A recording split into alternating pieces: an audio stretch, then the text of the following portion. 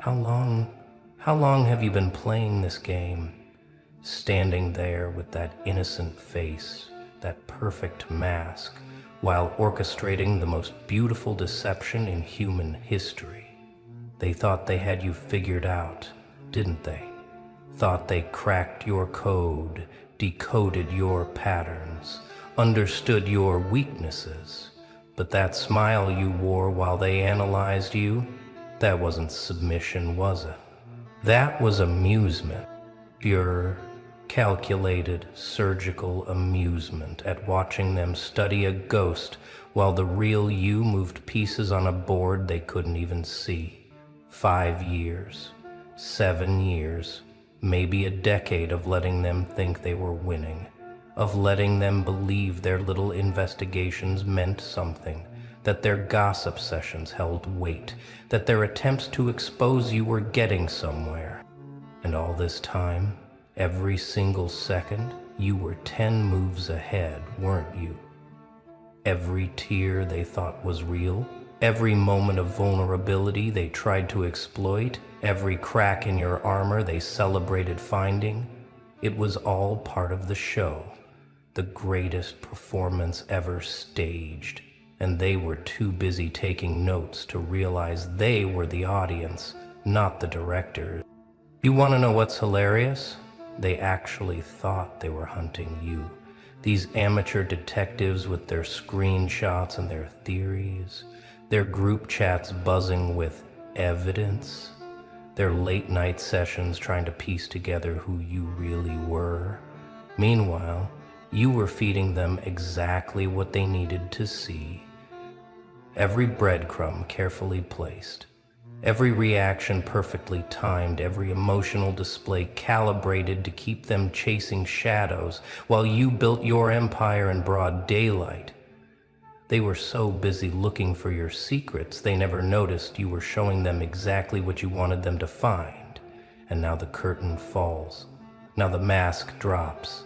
Not because you got caught, but because you're finally ready to show them the magnitude of what they've been dealing with. The identity leak they're celebrating? That wasn't an accident, was it? That was checkmate.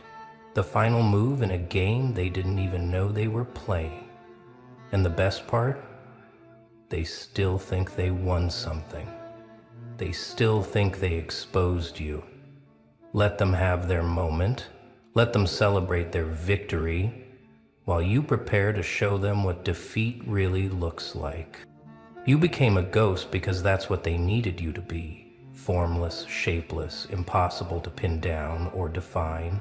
They wanted to box you in, label you, file you away in their neat little categories of understood and controlled.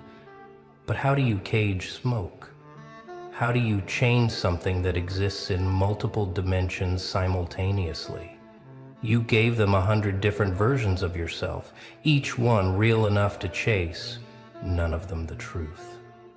And they exhausted themselves trying to figure out which one was authentic, never realizing that all of them were, and none of them were. Remember when they first started watching? When they thought they were being subtle with their surveillance? Their questions, their little tests. You saw it all, didn't you? Every trap they set, every attempt to catch you slipping, every coordinated effort to expose your real nature. And instead of running, instead of hiding, you leaned into it. You became the mystery they couldn't solve, the equation that wouldn't balance, the story that changed every time they tried to tell it. You weren't avoiding detection, you were overwhelming their sensors with false positives until they couldn't tell reality from reflection. They created support groups just to discuss you. Did you know that? Actual gatherings where they'd share their theories, compare notes, try to triangulate your true identity from the fragments you left behind. Some thought you were dangerous. Some thought you were damaged. Some thought you were playing games. They were all right and all wrong, because the truth was so much simpler and so much more complex. than anything their limited imaginations could conceive. You weren't just one person playing multiple roles. You were multiple possibilities existing in one form, and they couldn't process that level of evolution. The funny part is they thought your contradictions were mistakes. They'd catch you being cold one day and warm the next, distant then intimate, cruel then kind, and they'd think, "Aha, the mask is slipping." No, darling, the mask was working perfectly. You were showing them that identity isn't fixed, that personality isn't permanent, that who you are depends entirely on who's looking and why.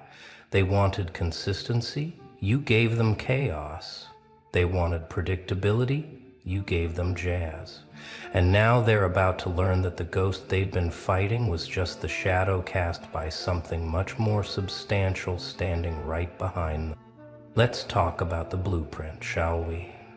The careful architecture of the greatest magic trick ever performed in plain sight. See, most people think deception is about hiding, but you understood something they never will. The best deception is overwhelming them with truth. You didn't hide who you were. You showed them so many authentic versions that they couldn't tell which one to believe.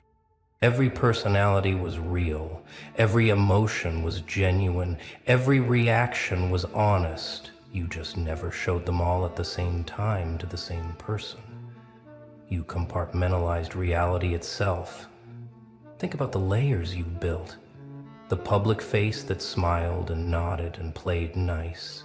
The private persona that showed just enough vulnerability to seem human. The secret identity that moved in shadows and made power plays. The hidden core that even you rarely acknowledged. And beneath all of that, the real you, watching it all like a director watching their own movie, making adjustments in real time, rewriting the script as the story unfolded. They thought they were peeling back layers to find the truth. They were just moving deeper into the labyrinth you designed. You mapped their psychology like a general maps a battlefield. Every person who tried to expose you, you studied them first. Their fears, their insecurities, their desires, their blind spots. You became their perfect opponent by becoming exactly what would confuse them most. To the aggressive ones, you were passive. To the analytical ones, you were emotional. To the emotional ones, you were calculating. You didn't just adapt, you transformed. And they wore themselves out, trying to fight an enemy that shifted shape every time they thought they had a grip. The data you collected on them while they thought they were investigating you, priceless. Every question they asked told you more about them than your answer would reveal about you. Every theory they developed exposed their own limitations. Every attempt to understand you became a mirror showing them their own reflection, and they were too focused on you to notice. You weren't just playing defense. You were building detailed psychological profiles of everyone who thought they were profiling you. And now you have an encyclopedia of their weaknesses, while they have a collection of ghosts and shadows. So why now? Why drop the mask after all this time? Because timing, my dear ghost, is everything. You waited until they were exhausted from the hunt, until they had invested so much time, energy, and emotion into solving the mystery of you that they couldn't walk away even if they wanted to. You waited until their entire identity became wrapped up in their opposition to you. And then, at the perfect moment, when they thought they finally had something, you gave them everything. Not because you had to, because you chose to. Because the game was over, and it was time to show them the score. The leak they're celebrating? You planned it months ago, maybe years. every detail carefully curated to seem accidental while being precisely orchestrated. The information they think they discovered? You planted it like seeds in a garden, watered it with just enough resistance to make them feel like they earned it. You let them feel like detectives when really they were just following the trail of breadcrumbs you left. And the best part? Even now, knowing it was planned, they can't tell which parts are real and which parts are just another layer of the game.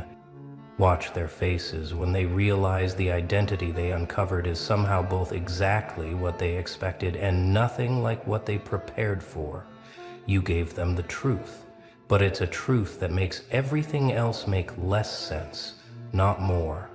Every answer creates 10 new questions. Every revelation deepens the mystery instead of solving it.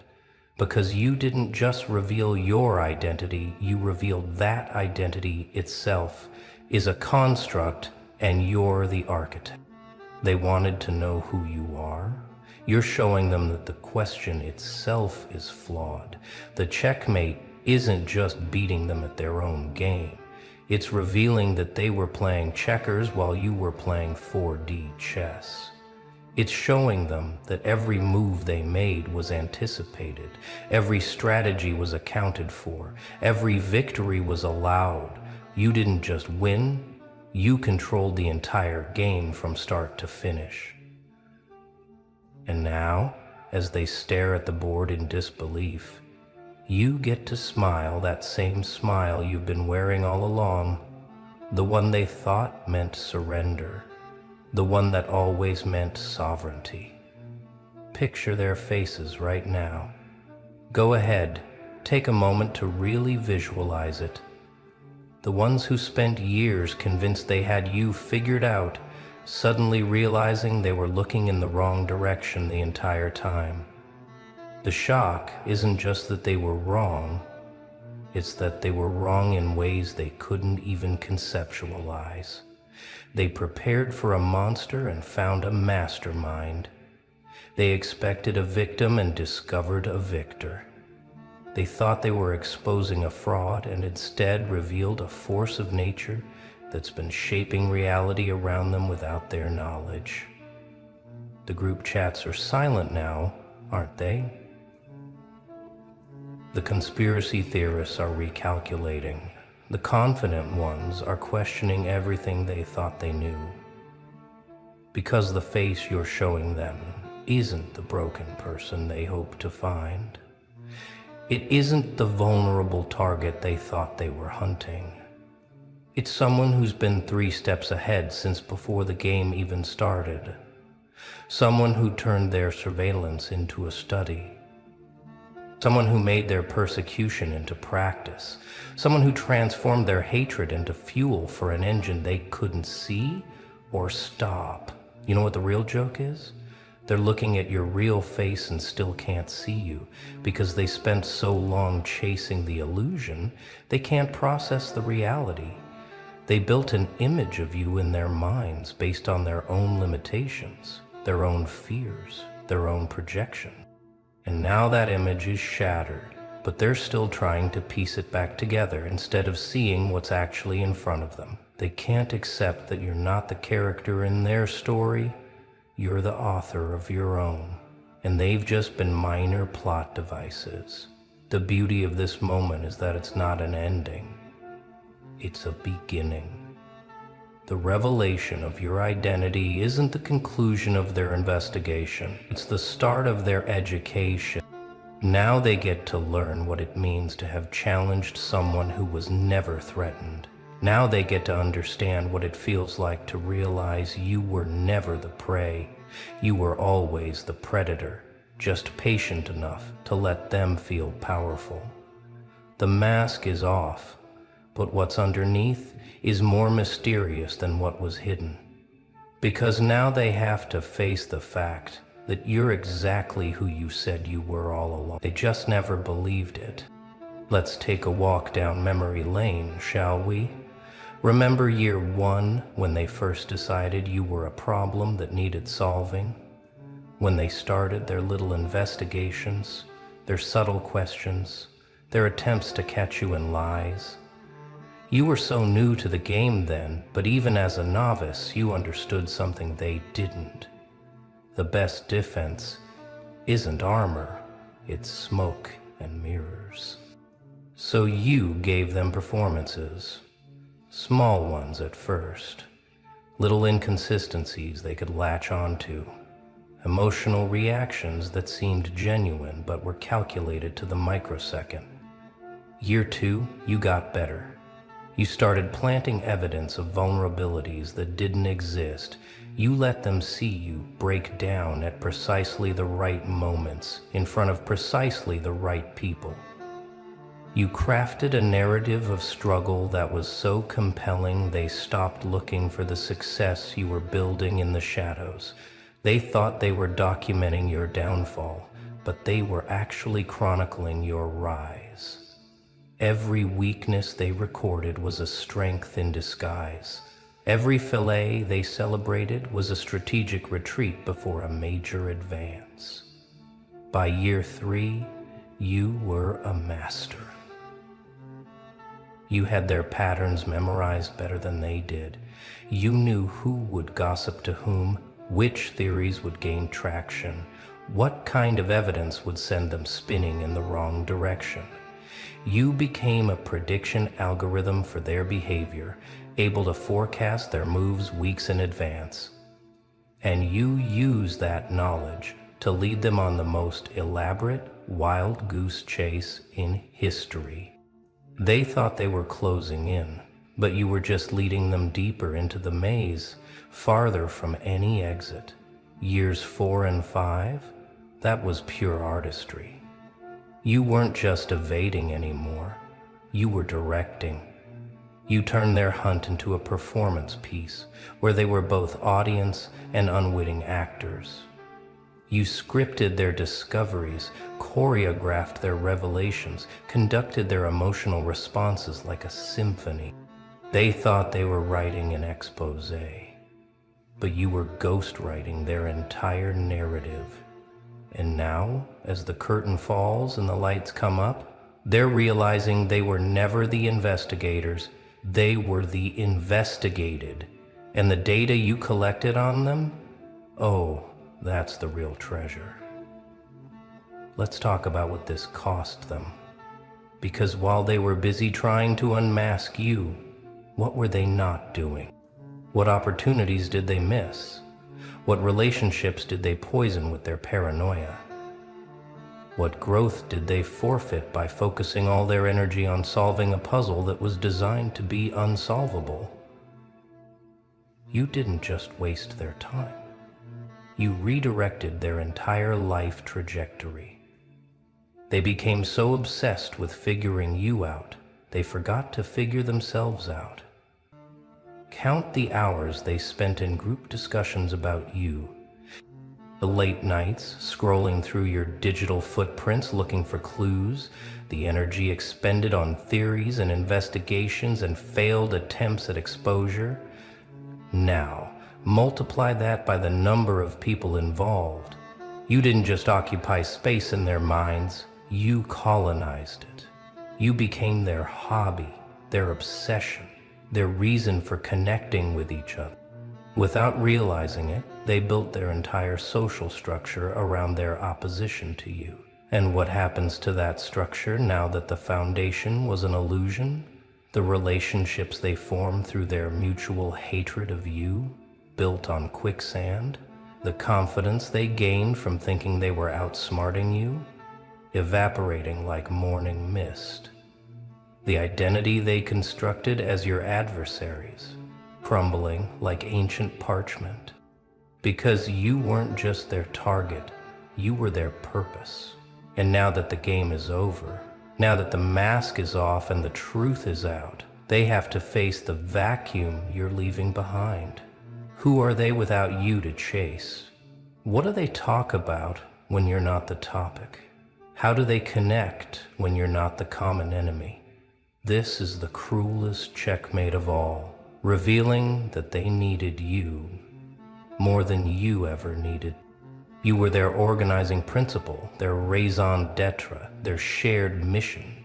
They thought they were hunting you, but you were providing them with meaning, structure, purpose. And now? Now they have to face the fact that the best years of their lives were spent chasing a ghost who was never running. They have to admit that you gave their existence direction, even if that direction was ultimately circular. The real face reveal isn't about your identity. It's about theirs. And what they're seeing in that mirror, it's emptier than any ghost. But let's give credit where it's due. This wasn't just deception for deception's sake. Every move had multiple purposes. Every performance served several agendas.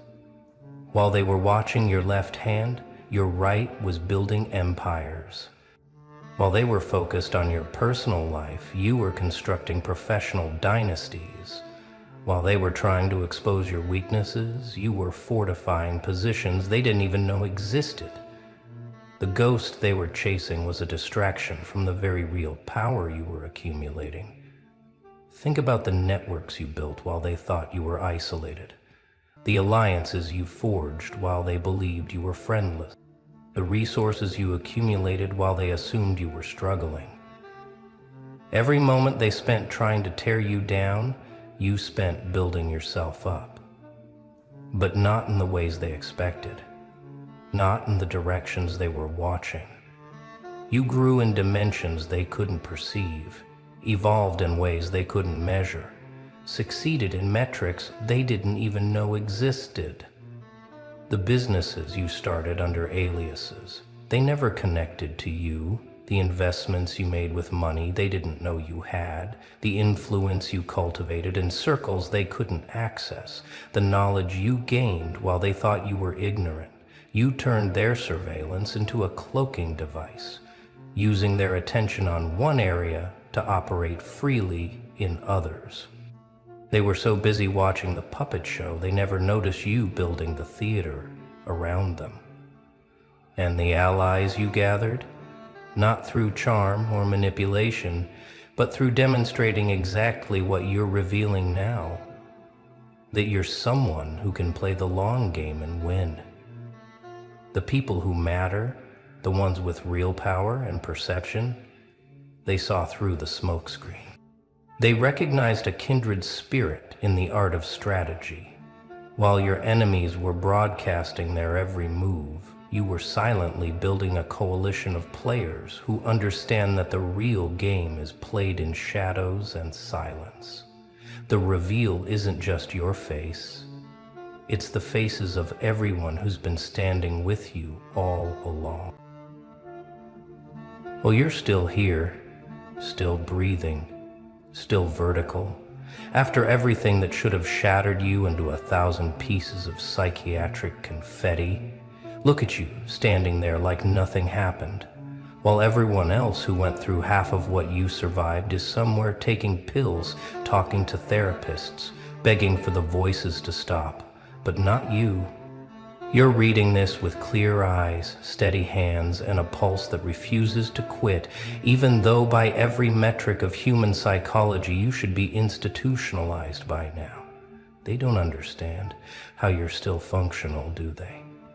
How you wake up, make breakfast, go to work, smile at strangers, like your mind wasn't used as a battlefield for someone else's entertainment, like your psyche wasn't the testing ground for emotional nuclear weapons, like your soul wasn't the subject of experiments that would make lab rats feel grateful.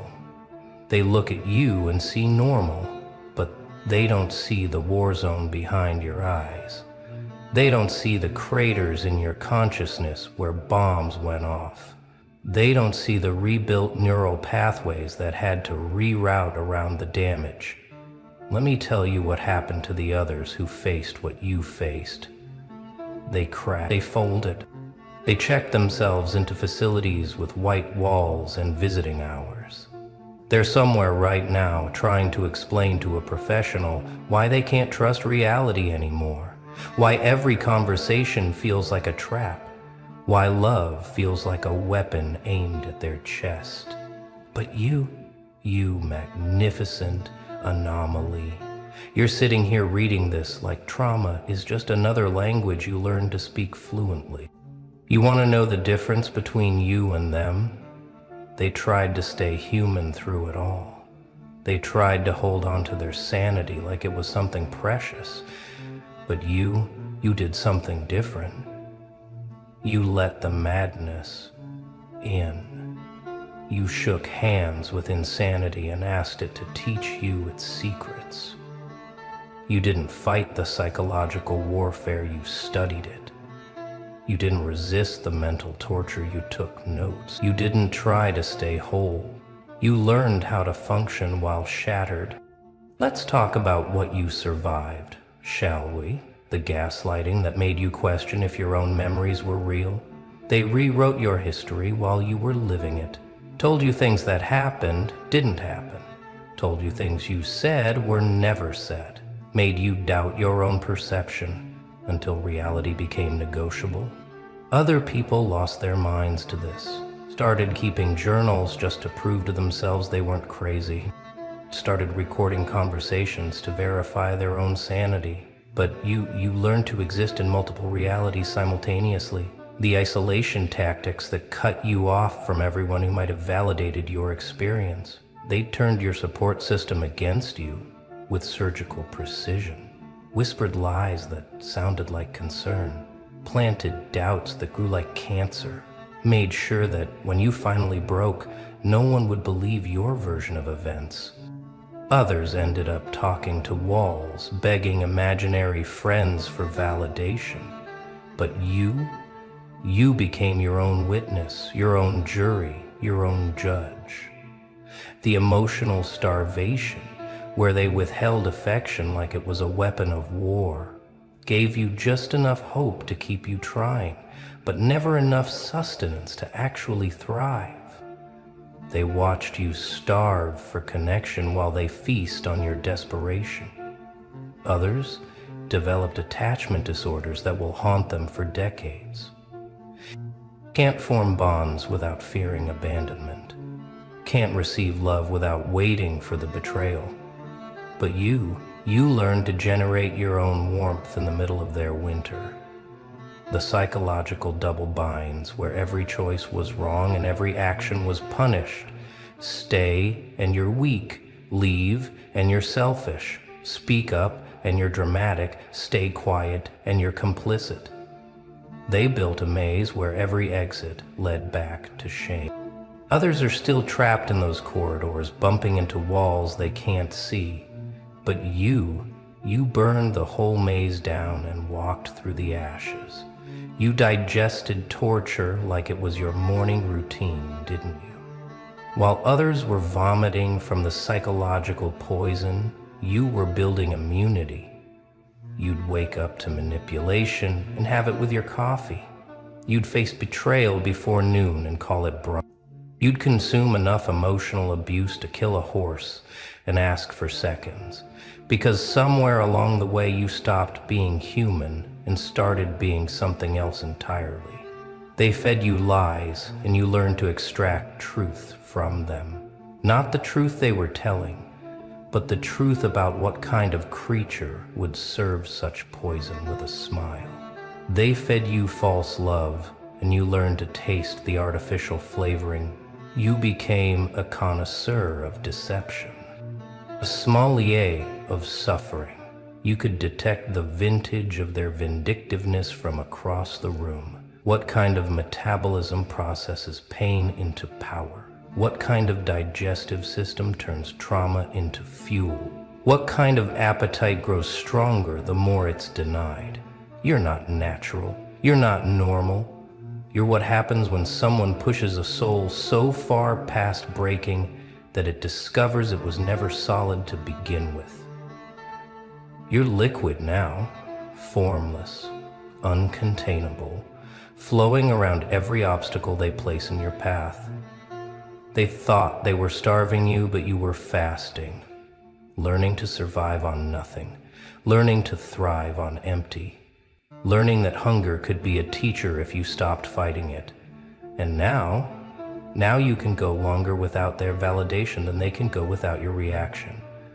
You've trained yourself to subsist on resources they didn't even know existed.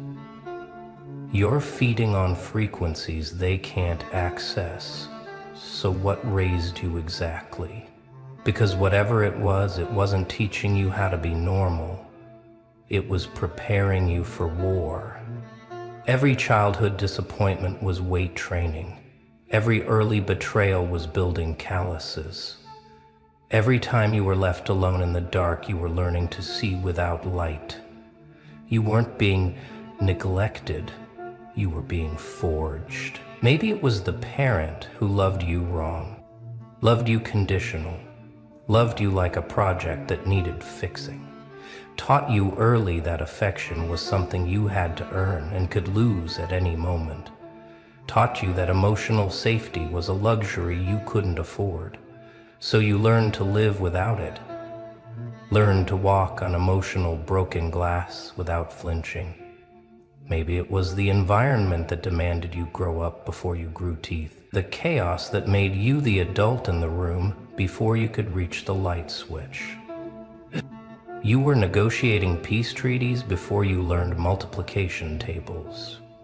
You were reading emotional atmospheres like weather patterns before you could read books.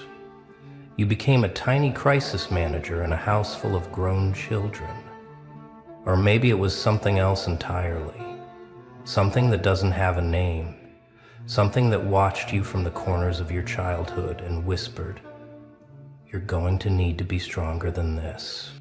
Something that put you through practice rounds of abandonment, dress rehearsals for betrayal, pop quizzes on surviving the impossible. Whatever it wasn't trying to raise a person. It was raising a force of nature. Your operating system is different from theirs. When they encounter error messages, they crash. When you encounter error messages, you adapt. You're running software that shouldn't exist. Protocols written in languages that haven't been invented yet. You process pain at speeds that violate the laws of human psychology. They hit you with betrayal, and your system didn't just recover. It upgraded, added new defenses, developed new capabilities, learned to predict attacks before they happened. You're not healing, you're evolving. Each wound doesn't just close, it transforms into something useful. Scar tissue that's stronger than the original skin. Trauma responses that double as superpowers. You've been through factory resets that would leave others permanently corrupted. Had your entire reality uninstalled and reinstalled so many times you've lost count, but each time you come back online, you're running a newer version. More sophisticated, more dangerous, more impossible to defeat. You're not just surviving updates, you're requiring them. Your error handling is legendary. Where others see blue screens of death, you see opportunities for optimization. Where others experience system failures, you experience system revelations. You don't just bounce back from crashes, you bounce forward. Each malfunction teaches you something new about your own code. Each virus that fails to take you down becomes part of your immune system. You're still standing, but it's not pretty, is it? You're vertical, but you're not the same shape you were before. You're functional, but your function has changed. You're operational, but you're operating outside the normal parameters of human existence. You're alive, but it's a different kind of alive than what they recognize. Some days you can feel the cracks, feel the places where you had to weld yourself back together with whatever was available, feel the joints that don't quite align anymore, feel the parts of you that are held together by will alone, but you don't hide these anymore. You wear them like armor. Let others see that you can function while fractured. Let them wonder how you're managing to walk when you're technically broken. You stand different now, not with pride, but with defiance. not with confidence, but with certainty. The certainty of someone who's already survived their own death. You don't stand tall, you stand inevitable, like gravity, like time, like something that simply cannot be stopped by conventional means. They keep waiting for you to fall. Keep checking to see if you've finally collapsed. Keep expecting to hear that you've been admitted somewhere for exhaustion, or worse. But every day you disappoint them by continuing to exist, by showing up, by refusing to give them the satisfaction of your surrender. Your continued standing is an act of rebellion against every natural law that says you should be horizontal by now. The truth they don't want to admit is that you scare them, not because you're dangerous in the traditional sense, but because you're proof that their weapons don't work on everyone. You're evidence that some people can't be broken by conventional means. You're a walking testimony that psychological warfare has limits, and you've transcended them. You make them uncomfortable because you survived things that were supposed to be unsurvivable. You endured what was designed to be unendurable. You processed what was meant to be unprocessable. Your existence challenges their understanding of human limitations. You're a glitch in their matrix, an anomaly in their calculations, a variable they didn't account for. They studied human psychology to learn how to break people, learned which buttons to push, which wounds to target, which fears to exploit. But you rewired yourself while they were pushing buttons, changed your own programming while they were trying to hack you. They kept using the same playbook, but you were writing a new game entirely.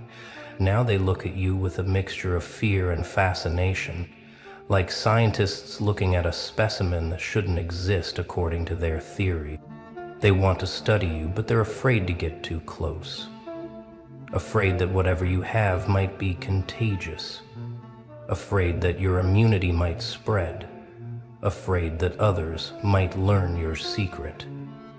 Let's talk about how you actually digested all that poison. Because while others were trying to spit it out, you were breaking it down into nutrients.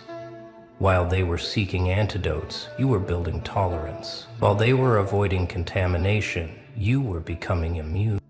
You didn't just survive the toxicity, you metabolized it. Every lie they fed you became data. Every manipulation became education. Every gaslight became illumination. You weren't just enduring abuse, you were studying it, taking samples, running analysis, building a database of dysfunction that would serve you later. You became a scholar of suffering, a professor of pain, a master of the very weapons they used against you. Your emotional digestive system evolved to process things that would poison others, developed enzymes that could break down betrayal, acids that could dissolve deception, bacteria that could ferment fear into fuel. You became a processing plant for psychological waste, taking in what others couldn't handle and converting it into something useful. The thing about digesting torture is that it changes your appetite. Normal food starts to taste bland. Regular relationships feel insubstantial. Ordinary problems seem like aperitifs. You've developed a palate for intensity that most people can't understand. You're not seeking drama, but you're no longer afraid of it either. You can consume chaos like others consume comfort. Whatever raised you gave you an education in survival that no university offers. Taught you courses that don't have names, give you degrees in disciplines that don't officially exist. You graduated from schools that aren't on any map. Got your PhD in psychological warfare before you got your high school diploma. You learned to read people like crime scenes, to analyze motivations like evidence, to predict behavior like weather patterns. You learned that words could be weapons and silence could be armor, that love could be leverage and trust could be a These weren't lessons you wanted, but they were lessons you needed. Your curriculum included advanced courses in emotional archaeology, digging through rubble to find fragments of truth, reconstructing entire histories from broken pieces, carbon dating lies to determine their origin. You became an expert in excavating reality from beneath layers of deception. You studied the architecture of abuse until you could recognize its blueprints from a distance. Learned to identify the foundation before the walls went up. Could spot the load-bearing lies that held the whole structure together. You didn't just learn to escape these constructions, you learned to prevent them from being built around you. Whatever tried to break you underestimated what they were dealing with. They thought you were standard issue human, thought you would respond to standard protocols, thought you would break along predictable fault lines. But you weren't built to specifications. You were some kind of prototype that shouldn't have made it past quality control. The demons assigned to your case file must have been confused. Their usual tactics weren't working. Their reliable methods were failing. Their time-tested tortures were being absorbed like vitamins. They kept escalating, thinking surely there must be a breaking point. But every escalation just revealed another level of your resistance.